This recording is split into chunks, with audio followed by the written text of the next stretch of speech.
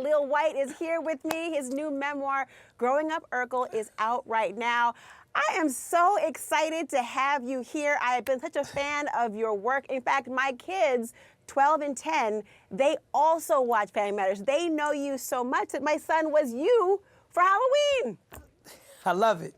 Well, listen, I gotta tell you, people underestimate the ability to be a comedic actor. I mean, really, to be able to do that at such a young age, to be able to be consistent. You started on Family Matters as Steve Urkel when you were just 12 years old. You were 21 when the show wrapped. This is a very formative period in your life. What was that like growing up as people they knew as Steve, but also Jaleel? You know, it was amazing. You know, the number one thing I like to share with people, is, at least through the book, is that I attended public school the entire time. Really? I was on that show. Yeah, the Wow. entire time. I was in public school. My mother was insistent, and it was a time before smartphones when you could somewhat get away with it, but it still didn't come without its drama. I kind of see my maturation on the show in chapters. You know, when you're in middle school, it suddenly makes you really popular at school. And when you're in high school, you know, you're still popular, but things are changing. Stefan saved my life. We can talk about that whenever you want to. But then by the time you get to college, Raquel?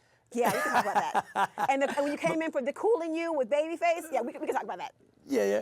But then when you finally get to college, and you know, you got the East-West rap beef going on, and the image of a young black man is changing in America.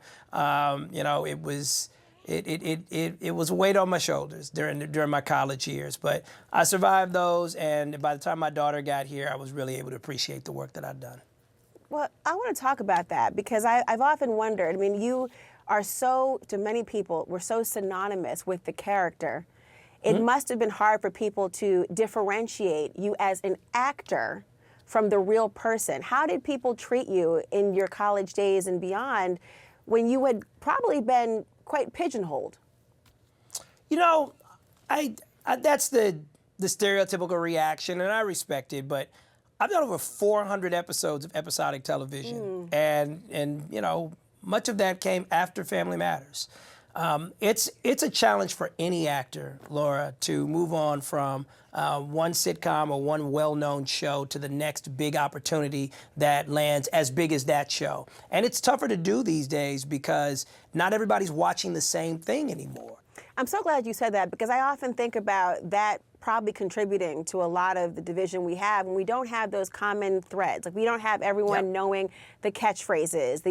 I make my kids watch all the shows I used to so they know that mommy's funny and know my catchphrases because they got to have some commonality. Their friends have no idea what they're talking about. But I want to play for everyone some of Steve Urkel's most famous catchphrases. Got any cheese? I'm falling, I can't get out. Did I do that? Did I do that? Did I do that? How do you feel when you watch yourself back at that age? It's, you know, during pandemic, I actually spent some time watching all the episodes I wasn't in and picking out certain episodes that I just wanted to reconnect with. It's an out-of-body experience for me. It really is. You know, I tell everybody, and I don't hide it, it was paid schizophrenia. So I really did create somebody who is very similar to me, actually, in a lot of awkward ways growing up, but very different from me in mannerisms, so. How did you navigate the fact that, I mean, obviously you were not intended to be the star of the show, but you are, I think, one of the most recognizable figures from that show. There couldn't have been all wine and roses behind the scenes. You write about that. Yeah, no, it wasn't always roses behind the scenes, and you know, it was definitely bumpy in the beginning, and I think that's been well documented. I don't like to beat up my my former co-stars, though. We eventually really did become quite the family. I talk about, you know, in the book also when we got a chance to travel to Paris together as a cast. We're the only black show that's ever shot episodes in Europe, and I'm really, really proud of that. You know, it's like anything, man. Like the Bulls won a lot of championships, but trust me, they didn't get along all the time. And but it's important that you look back fondly and with respect on the people that you worked with. Oh, I got to go back and watch The Last Dance again, Scotty. Michael, what's really going on there? I wonder, though, you mentioned the differentiation and how some things you resonated with and some things were like you or not. Did you ever feel like you were growing out of Steve Urkel? Oh, yes. See, to me, that's the more interesting story is the slow, inevitable, and obvious me growing out of the character, which I have to laugh at even myself. You know, and I mean, I literally did the character from age 12 to 21. Stefan saved my life. You know, I really underestimated how much people needed to see Stefan Urkel, needed to see that I had more range than that. And it really, really did save my life. So I want to play for everyone to remind people. I always think about the white suit in Stefan Urkel. Listen to this. hey.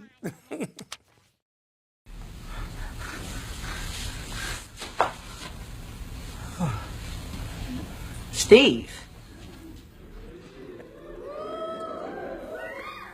Steve who?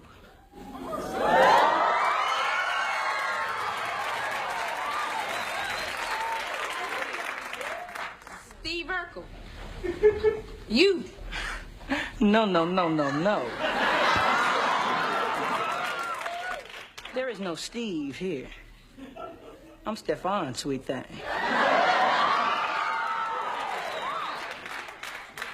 Stefan Urkel. I love it. I remember watching this when this actually came out. I'm still smiling, going because me and my friends talked about it the next day, Jaleel. But again, Laura, that's a time that we will never be able to revisit again in American history, because when you saw it, what did you do? You hopped on the phone and you start calling everybody, and guess what? All the phone lines lit up after that. It's so hard to create programming like that in this day and age that will trigger someone like yourself at your tender age calling your friends to be like, girl, are you watching this? But you said it saved your life. If, you know, at that point, especially the timing of it and frankly, the stereotypes, some positive, others negative. I mean, you went from being, you know, the noted nerd and genius to somebody who was smooth and had the debonair qualities. Where did that come from? Was that you initiating that because you wanted to show range, or was that the network saying, we got to see more? No, I can't even give the network credit. You know, David Duclon, my former executive producer, and our writing staff, you know, they always saw more in me than I saw in myself. And the highest compliment David ever paid to me as our head writer was, Jay, I can give you anything, and you pull it off in 4 days of rehearsal. So it was by the grace of God, really, that their own creative juices went in this direction. And ultimately, for a lot of women like yourself, you know, you got a chance to see the real me or something closer to the real me. And I didn't even think it would be entertaining. So, you know, I'm happy to have been wrong. You were wrong. It was very entertaining. Still is, Jaleel. Let me ask you, though, on this. It was considered a crossover success. Of course, both black and white audiences loved it. At a time when you really had people almost having a segregated watching experience at the shows they selected and leaned into and appreciated. What was it like straddling that line, especially when the writer's room at that time was mostly white and male? You know, I think that's the thing that presented the greatest obstacle for me going forward in my career. I was used to a white budget. I was used to a certain level of professionalism. I was used to a certain platform that was as big as ABC at 8 o'clock on a Friday night. And suddenly when that show was done, I kind of got reduced to a smaller platform and less budget. And, we're going to put you in an urban box. And it's just like, what does that mean when I've been able to do a show that translates all the way to Italy and Australia and Germany and Spain and France. And I'm looking at the checks come in from these places. So suddenly the bean counters are seeing my value differently. What was that like going from, you know, having this TGIF experience to having to fight as an adult who's still very much into production, still an actor, still wanting to be a part of, and still obviously a host now and continued success? What has it been like, that transition post 21? It was a real personal challenge that really forced me to look within to avoid being bitter and jaded. At the end of the day, I've been afforded an incredible life. I love inspiring people. And the thing I'm actually most proud of with Family Matters is how well the show has traveled around the globe.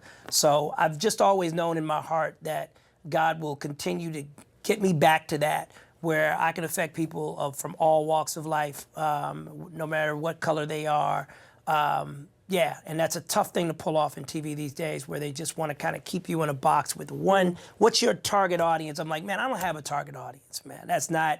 I'm here to affect people in the world. That's a beautiful incentive to continue to create art, and I appreciate that so much. I love it, and I'm so loved talking to you. The book is phenomenal. It's called Growing Up Thank Urkel. you. I did not spoil everything for everyone. It is a really great read to get to know you in this way. Thank you. Laura, you rock.